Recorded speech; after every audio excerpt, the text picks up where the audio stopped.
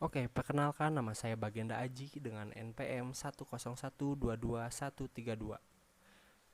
Saya dari Prodi Manajemen S1 di Universitas Teknologi Digital. Oke. Nah, di sini saya akan membahas mengenai teknik negosiasi dalam perbankan. Bagaimana negosiasi dalam perbankan? Nah, saya juga sudah mewawancarai mengenai negosiasi dalam perbankan kepada narasumber yang bisa dibilang terpercaya. Oke, kita lanjut. Nah, untuk materi pembahasan kali ini, yang poin pertama yaitu ada negosiasi dalam perbankan, dan kedua, manfaat penggunaan payroll. Kenapa manfaat penggunaan payroll? Karena narasumber yang kita wawancarai beri apa? Beliau menjual produk mengenai produk-produk perbankan. Salah satunya yaitu payroll. Nah, yang ketiga yaitu cara melakukan negosiasi yang baik. Dan keempat, hambatan dan tips melakukan negosiasi yang baik.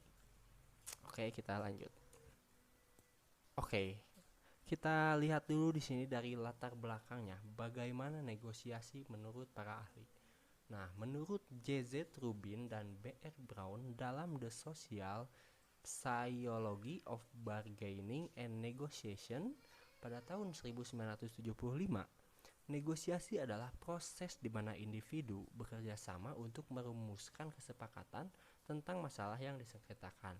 Adapun menurut Leigh Thompson dalam buku The Mind and Heart of the Negotiator pada tahun 1998, negosiasi adalah proses pengambilan keputusan antar pribadi yang diperlukan setiap kali kita tidak dapat mencapai tujuan kita sendiri. Nah, jadi intinya kita lanjut. Negosiasi adalah bentuk interaksi yang dilakukan untuk mencapai suatu kesepakatan. Negosiasi biasa dilakukan di antara dua pihak atau lebih dengan kepentingan yang saling bertentangan dan berkehendak untuk memecahkan masalah yang dihadapinya secara bersama.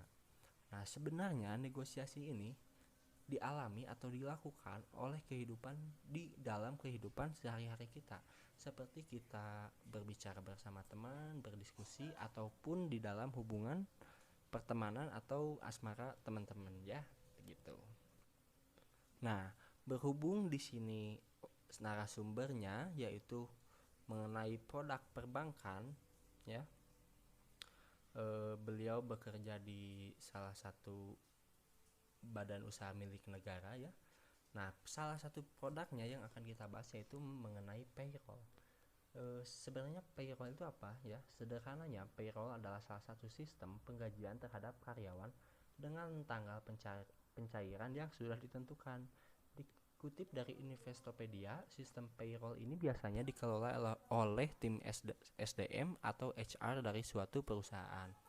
Adapun jenis penggajian ini tetap menggunakan slip gaji sebagai bukti dari upah yang diberikan kepada karyawan yang telah bekerja. Nah, jadi payroll ini merupakan sebuah produk, salah satu produk perbankan ya, yang ditawarkan kepada perusahaan-perusahaan ataupun kepada instansi-instansi. Nah, biasanya target perusahaan ini yaitu perusahaan-perusahaan yang sudah besar, tapi tidak menutup kemungkinan untuk perusahaan-perusahaan kecil juga. Selanjutnya, selanjutnya yaitu setelah membahas payroll apa? Nah, kita akan membahas manfaatnya. Apa sih manfaat payroll ini? Nah, menurut narasumber kita, dalam payroll ini yaitu yang pertama, meningkatkan efisiensi. Payroll manajemen yang masih dilakukan secara manual menghabiskan banyak waktu. Dan kedua yaitu meningkatkan akurasi. Proses yang manual selalu memiliki potensi untuk terjadinya kesalahan. Yang ketiga, memiliki record yang lebih baik. Record secara manual atau dengan program seperti spreadsheet dalam dunia yang bergerak serba cepat ini bisa mengundang bencana atau bisa kita bilang itu rentan terkena human error ya. Nah, yang keempat yaitu keamanan yang lebih baik. Jika data disimpan dalam tumpukan kertas, akan lebih mudah terjadi security breach. Nah, seperti itu manfaat dari payroll ya. Jadi intinya payroll ini memudahkan bagi perusahaan untuk mengatur karyawannya secara efisien dan juga akurat. Nah, selanjutnya ada Bagaimana sih cara melakukan negosiasi yang baik? Yang pertama, memahami masalah secara menyeluruh dan komprehensif. Nah, jadi sebelum kita apa mengejar klien dulu ya, kita harus tahu dulu ini masalah si klien ini apa. Jadi harus dipahami terlebih dahulu. Nah, dan kedua, mempersiapkan materi negosiasi dengan berbagai alternatif penawaran terbaik. Untuk apa? Nah, materi negosiasi yang baik ini bisa merayu si klien supaya tertarik dengan penawaran yang kita tawarkan. Nah, dan juga di sini ada alternatif penawaran terbaik. Nah, sediakan juga penawaran atau diskon-diskon terbaik untuk klien supaya klien bisa setuju dengan penawaran yang kita tawarkan. Yang ketiga ada fokus menyelesaikan masalah dengan solusi yang akan dibuat. Nah, jadi saat kita bernegosiasi dengan klien, jangan sampai kita ngalir ngidul kesana kemari ya. Jadi jauh dari inti permasalahan yang dialami si klien. Nah, seperti itu. Yang keempat ada mempunyai sifat keterbukaan terhadap pihak lawan. Ini maksudnya bagaimana? Jadi di sini kita harus jujur terhadap klien bagaimana perusahaan kita bekerja kepada si kliennya begitu. Yang kelima di sini adalah siap melakukan kerjasama atau kolaborasi. Nah, di sini kita harus siap untuk melakukan kerjasama bersama si klien, yaitu mengenai negosiasi yang dibicarakan sebelumnya. Deal-dealan dulu mau kayak gimana, misalnya si kliennya mau ini atau mau apa. Nah, kita harus sesuaikan dengan kemampuan perusahaan yang bisa kita berikan begitu. Yang keenam ada mengutamakan mutual relationship atau hubungan yang saling mendukung.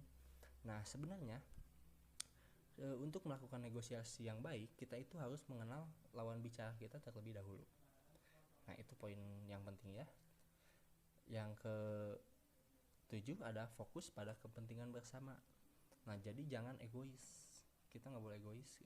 Jadi harus mementingkan kepentingan bersama. Jadi kita bisa menyelesaikan masalah si klien, begitu juga si klien yang bisa memenuhi permintaan kita. Nah, gitu. Yang terakhir ada mampu menerima masukan dengan baik.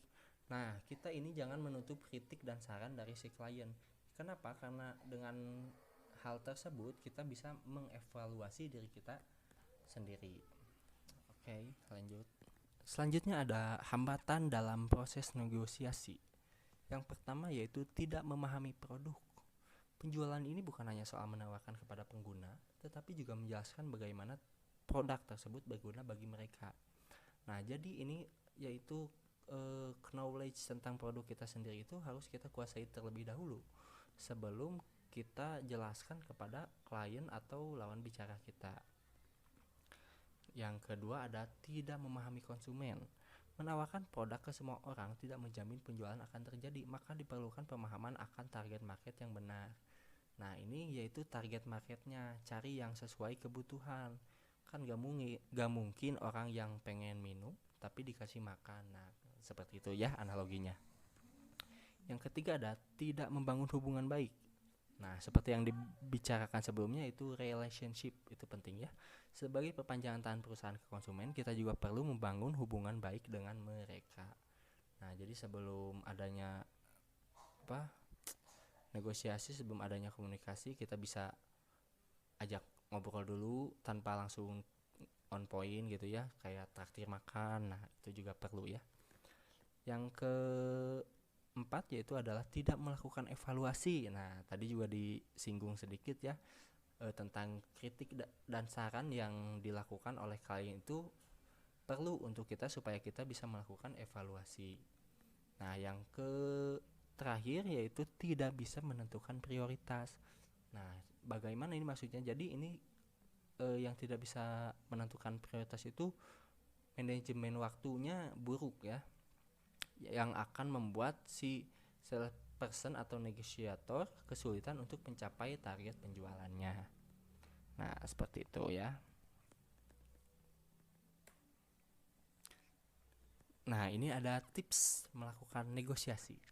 Yang satu, knowledge tentang produk. Kenali tentang produk kita sendiri.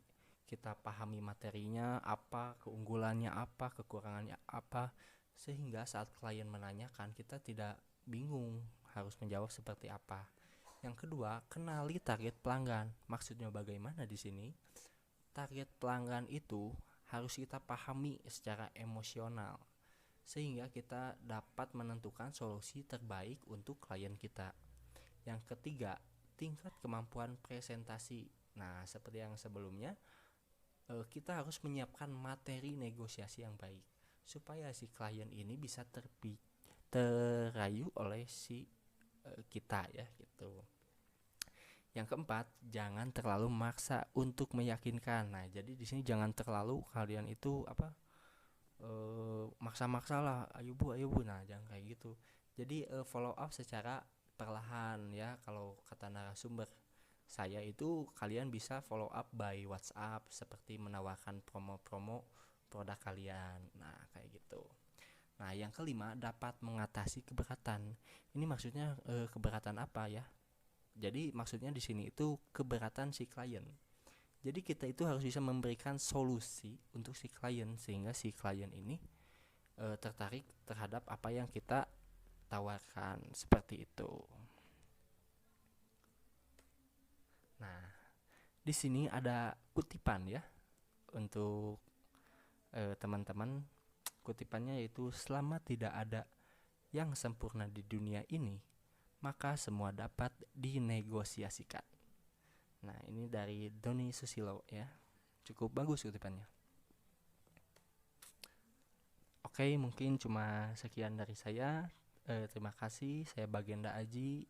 Assalamualaikum warahmatullahi wabarakatuh.